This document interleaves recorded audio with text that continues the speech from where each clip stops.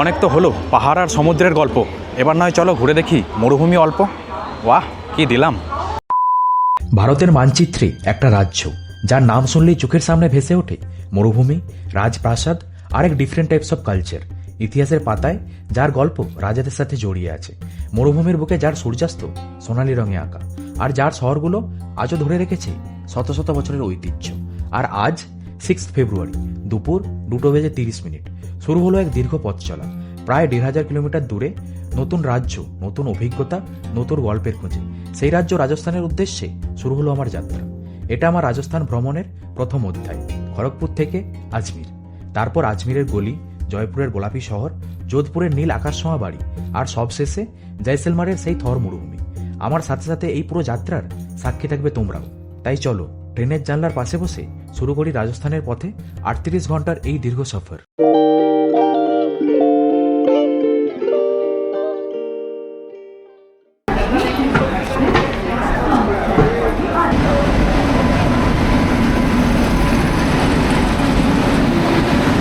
আজ 6 ফেব্রুয়ারি, শহর জুড়ে উঠতে চলেছে এক ভালোবাসার ঝড়, আর আমি একলা মানুষ সেই ঝড় থেকে নিজেকে বাঁচাতে চলেছি শহর থেকে অনেকটা দূরে মরুভূমির খোঁজে।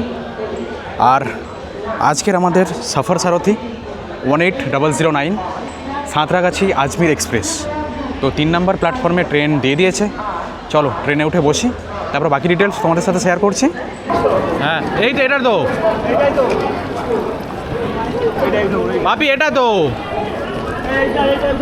18009 সাঁতরাগাছি আজমির এক্সপ্রেস।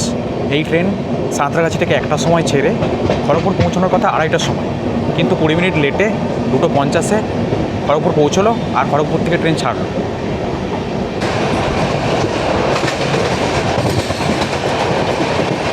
আমাদের এই ট্রেন তার যাত্রাপথে মোট 6টি রাজ্য, পশ্চিমবঙ্গ, ঝাড়খণ্ড, বিহার, উত্তরপ্রদেশ আর মধ্যপ্রদেশ ক্রস করে শেষমেশ পৌঁছবে রাজস্থান। ভাবতে পারছো, একটা ট্রেন জার্নি কভার করবে 6টা রাজ্য। বদলাবে স্টেশন, বদলাবে ভাষা, আর বদলাবে মানুষের সংস্কৃতি। মোটামুটি 30 থেকে 35টির মতো বড় ও মাঝারি স্টেশনে থামবে ট্রেন, আর মাঝে পড়বে অসংখ্য ছোট ছোট ইন্টারমিডিয়েট স্টেশন, যেগুলোর নাম হয়তো অনেকেরই অজানা।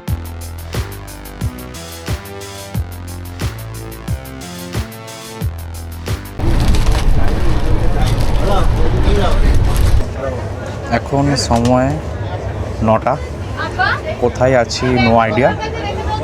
দুপুরে 2:30টার সময় 3টার সময় ট্রেনে উঠলাম, এই জাস্ট খেলাম জাস্ট শুতে যাচ্ছি।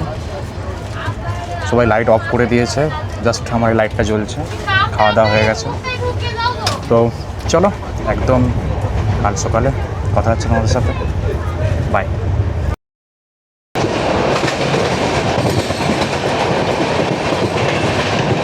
So hello, good morning.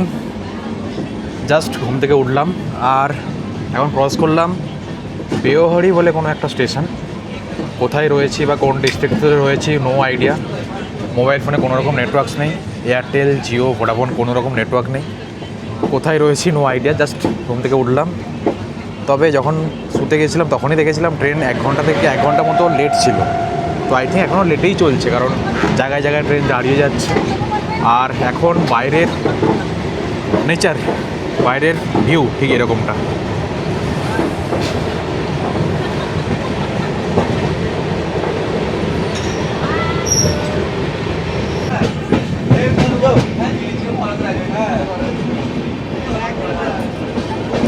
আচ্ছা, আমাদের এই ট্রেন 18009 সাঁতরাগাছি আজমির এক্সপ্রেস যাত্রাপথে 13 নম্বর প্ল্যাটফর্মে এসে পৌঁছেছে।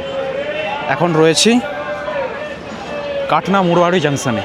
তো 2 ঘন্টা লেটে ট্রেন পৌঁছেছে, আর এখানে রয়েছে 10 মিনিটের হল্ট। তো যারা লাঞ্চ বা খাওয়ার দাওয়ার কিছু কিনতে চাও তাদের জন্য এখানে ছোটোখাটো কয়েকটা দোকান বা স্টল মতো রয়েছে।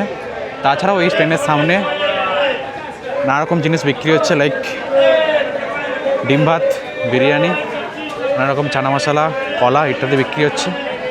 তো নিজের পছন্দ মতো খাবার কিনে নিতে পারো। চলো ট্রেনে উঠে গিয়ে বসি। তারপর আর কি, সারাদিন বোরভাবেই কাটছে। কালকে দুপুরে উঠেছিলাম ট্রেনে, কাল সারাদিন, আজ সারাদিন, দেন একদম কাল ভোরে গিয়ে নামবো আজমির জাংশনে।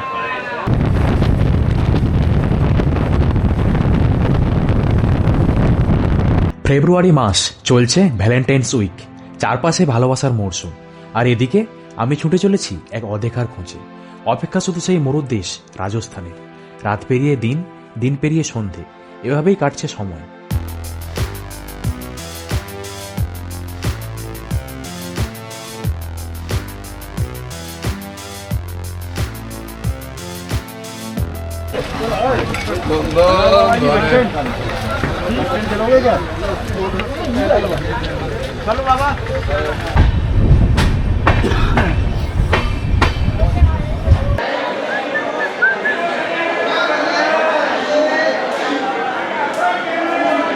এখন সময় 7:50, এসে পৌঁছালাম গুনা জাংশনে। আমাদের ট্রেনের 19 নম্বর হল্ট গুনা জাংশন। এই দেখতে পাচ্ছ, এই স্টেশনে আসার টাইম 5:40, বাট 2 ঘন্টা 10 মিনিট লেটে এসে পৌঁছালাম 7:50-এ। তো এই হলো গুনা জাংশন, আমাদের সাঁতরাগাছি আজমির এক্সপ্রেসে 19 নম্বর হল্ট। তো এখান থেকে নানা রকম রাতের খাবার পেয়ে যাবে। ট্রেনের সামনেই যেমন দেখতে পাচ্ছ অনেক খাবার দাবার রয়েছে। এই পেছন দিকে নানা রকম হকার রয়েছে, স্টল রয়েছে এই পেছনে, এখান থেকে খাবার দাবার নিয়ে নিতে পারো। এর পরের হল্ট আবার 1 ঘন্টা পর, তো সেখানেও নেবে, তোমাদেরকে দেখানোর চেষ্টা করব। বাট এখানে এই যে দেখতে পাচ্ছ এরকম টাইপের অনেক স্টল রয়েছে। এখানে ফ্রুট চাট রয়েছে, আরও নানা রকম সবজি, এখানে রয়েছে সমোসা এবং খাবার এখান থেকে কালেক্ট করে নিতে পারো।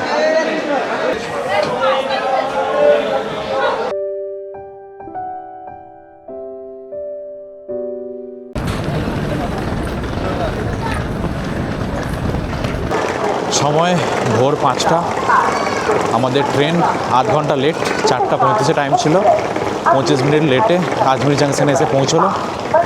এখন রয়েছি এই ওপরে ওভারব্রিজে, 4 নম্বর প্ল্যাটফর্মের থেকে বেরোচ্ছি। এই সামনে এক্সিট গেট, সবাই লাইন ধরে বেরোচ্ছে।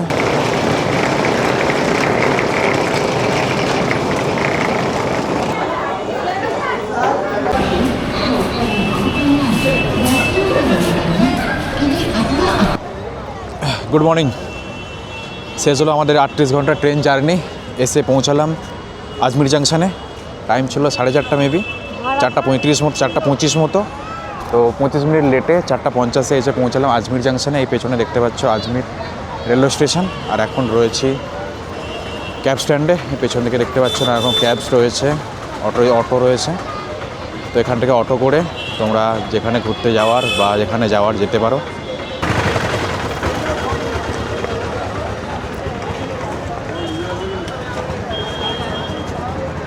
আমরা মোটামুটি 9 জনের মতো রয়েছি। তো একটা ট্রাভেলার বুক করেছি, তো এটাই করেই আপাতত রুমে যাব, তারপর বাকি ঘুরে দেখব। এই যে ট্রাভেলার, আমাদের এই 9 জন, তো এটাই করেই যাব। তো চলো বসে উঠে। এই ছিল আমার রাজস্থান যাত্রার প্রথম অধ্যায়, খড়গপুর থেকে আজমির, প্রায় 1700 কিলোমিটারের দীর্ঘ ট্রেন সফর। নতুন রাজ্যের দরজায় প্রথম পা রাখার এই মুহূর্ত। আগামী পর্বে থাকছে আজমির শহরের অলিগলি, ইতিহাস আর আধ্যাত্মিকতার মেলবন্ধন। তারপর জয়পুরের গোলাপি শহর, রাজকীয় দুর্গ আর প্রাসাদের গল্প, আর যোধপুরের নীল বাড়ির শহর। আর সব শেষে থাকছে থর মরুভূমির বুক থেকে সূর্যাস্তের সেই সোনালী দৃশ্য। তাই সঙ্গে থেকো, খুব তাড়াতাড়ি আবার দেখা হবে আজমিরের পথে এই রাজস্থান ভ্রমণের পরের অধ্যায়ে।